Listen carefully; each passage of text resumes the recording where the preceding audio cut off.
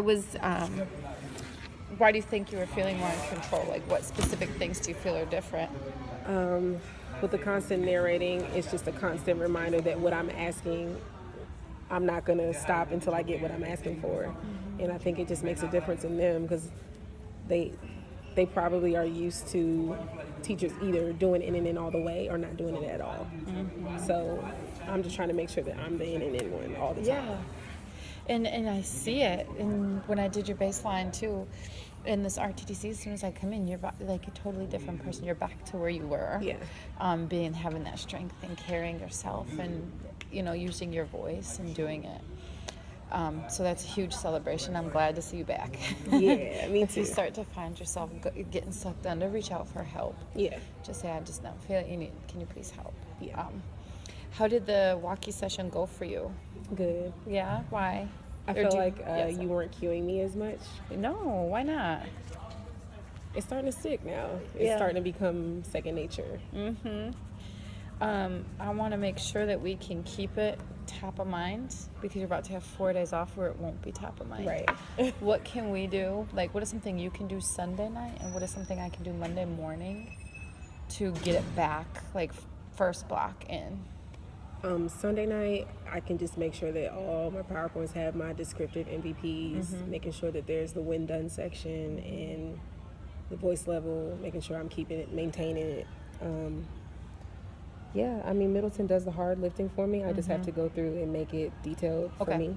Yeah, because the more detailed you can get, you'll see that the more successful. That's why on Fridays usually it's so strong, and then Mondays it shrinks back. I'll come back Monday too to give you another postie that you can just keep on your clipboard. So it's just a constant reminder because when you do, it works. So yeah, when you started rapid firing the 313131313, your class got 100% silent. And when you give the consequences, how are your students reacting? Most of them aren't. Some of them will, there's a few that are just, I wasn't talking, but then they quickly simmer down. Yeah. So I don't think realize how lucky you are that because of your lack of scripted directions constantly and you're doing narrations, like your scholars still want to do well and they agree with you and they do deserve it.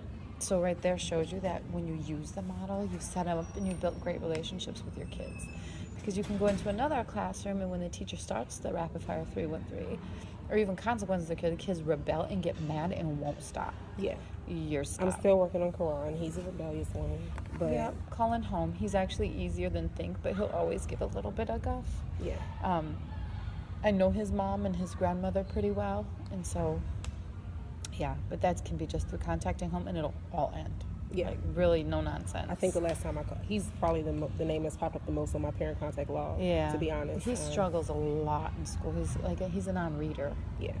So having that makes a lot of difference. I tell him to open up a textbook and it's hard. It's and it's a lot for him, so I get it. It's like the second he can, he starts acting up or finding a reason and to talk to and yeah. So just keep working around and contacting home. But I also did notice though that when I came in before, as I was down the hall, you weren't narrating as scholars entered. Because I'm still trying to figure out who I have on A days, B days. I have kids that will come in when I've had them the day before, or vice versa. So it's just like I'm trying to figure out. Wait a minute, where's my signature? Who's this person? And then some of them are asking me questions. So in the beginning, it is harder for me, especially when they're coming in from that second block because they're just. Yep, keep talking. They're coming in off task, expecting to go into class off task. Okay. So what do you need to establish then for that? Making sure that I'm stopping them at the door. Yeah, so let's think of a routine, an entrance routine that you can do for second to third. Okay.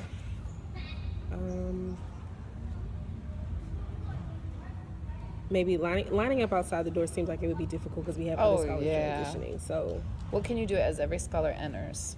So like more so a routine for you than for them. Like I was doing the first couple of weeks when I was learning their names, just stopping them at the door. You can stop at the door. What can you do on your clipboard? I used to just put a little dot showing me they were here. To take attendance? And then what are you going to tell them? To sit in their seat and read the texted levels. You got it. And so what did you do today? Today I let them flood in. Yeah. And give a general Yeah. direction. Yeah. Well, the scripted direction, but to the But crowd. to the general crowd when they were already talking and already Uh-huh. off task. So definitely got to go back to that, stopping at the door. Yep. Because when you do, what happens? They'll come in quiet They because I've do. already quieted them down And if someone blows past you, Cheney, and bring them back out. Yeah. and then determine you're not even with me, go where you are. Yeah. Yeah. So, what do you think your action steps are going to be this time? So, what were your past action steps? And 3-1. And what about this? Oh, the posture, stands, perch, stand. Yep. Yeah. And the strong voice. Then you narrate. And so I feel that you've met, like through data, and I've been in your room a lot this week, you have definitely met that action step. So giving that and what we're talking about, what do you think is the next 2 things that we should work on for next week? I know you mentioned getting into instructional stuff. So I'll be passing that. Teaching strategies. Yep. So based on our conversation right now, what are something that you can work on that you can start Monday? Well, I have my to-do list for everything I need to like straighten up, tighten up on. Coming from the grade level meeting, there's some things that we need to tighten up on as far as like cell phones and bathroom use, and just getting even tighter with the transitioning. So that can be one in this thing that you wrote down. You can establish your entrance routine. It can be a first action step for Monday. And then before we get into instructional, I want to make sure that 100% scholars are silent and tracking you before you begin it. So what can you use to get 100% tracking you at a level 0? I've been doing the countdown. Countdown? Yeah. And what are you doing between your countdown? I should narrate. And then after we narrate? Consequence. Yep. And then after the consequence? Narrate again. And then? And then, and then, and then. Yep. So let's have that be it. We're going to do the 313 rapid fire until 100% are level 0. That's your first thing. First is like 100% level 0 and in seats. Once we get 100% of scholars at level 0 and in seats, then we'll start sweating the actually reading of the book. Right. But Okay. we need to get them in their seats, level 0. And then you having this entrance routine going into 3rd. And then then next week when we come in, I'm going to do one last one, I think, with you on Monday, and then I'll introduce the exit ticket do now strategy. And I know you're already starting to do some of it, so it's great because we'll just bounce right in. Do you have any questions for me? So next week, will it be like the same amount of sessions as it was this time? No, you have Okay. one last one. You get 7 full of management. Okay. It's a week had like scheduling issues. So that's why I kind of just kept the walkie on you each time. Right. And this is our big summation one Okay. because we worked on that one action step all week. So next week's just one last management, and then it's just instructional Okay. from there on. So you gotta be tight on your management, because then we can really focus on the instructional. If not, we're gonna have to we'll just still do the instructional format, but I'll be having to give you like more narrate. Right. and Okay, I see what repeat. you're saying. Yeah. So what do you need to do to make sure that you 313 until 100% are level 0? Like, what action do you need to do? And I'm asking for a true answer, not Not a scripted. yeah. For me, putting that narrate in the back of the room is going to be a big signal for me, just to kind of remind myself when I feel myself getting weary or not wanting to narrate, just looking up and say, oh yeah, I need to be talking to them. Yep. I need to make sure that we have 100%. How can you get like a bug in you that where you get mad? Not mad, that's wrong. I do but get you mad, get though. frustrated when they're talking. Yeah, How can you do have that? I do. I do get frustrated. Okay, so how can you then take that frustration and then act on it in the moment instead of waiting a little bit more? Focus on the ones who are doing it and narrate them. Okay. So what do you need to do that? And this is all personally. That's what I mean. Think for you. So when I first started it, the NNN, so I taught for years without NNN. All of a sudden NNN comes in, and it was hard for me. So I had to put a Post-it note. That's why I'm giving you guys Post-it note, because that's what worked for me, right on my clipboard. Yeah, I may just have to do that too. Just something I can look at, because I'm always looking at this. This is what I look at more than anything. There you So go. if I keep it posted there, then Because my bad habit I'm a negative controller. So the minute they get loud, I don't ever do this, but I'm being vulnerable sharing. I would purposely slam the door so it got loud and then yell, "You are silent in your seat," and then they would, right? But that would, by the end of the day, bring me down and bring the students down. Yeah. So I had to put on there narrate because it works, and you see it works. Yeah. So a post-it note on your thing, and you have the sign in the back. What do you need to do to make sure that you are consistent with your entrance routine into third block? I just need to start pretending like it's the first week of school every week.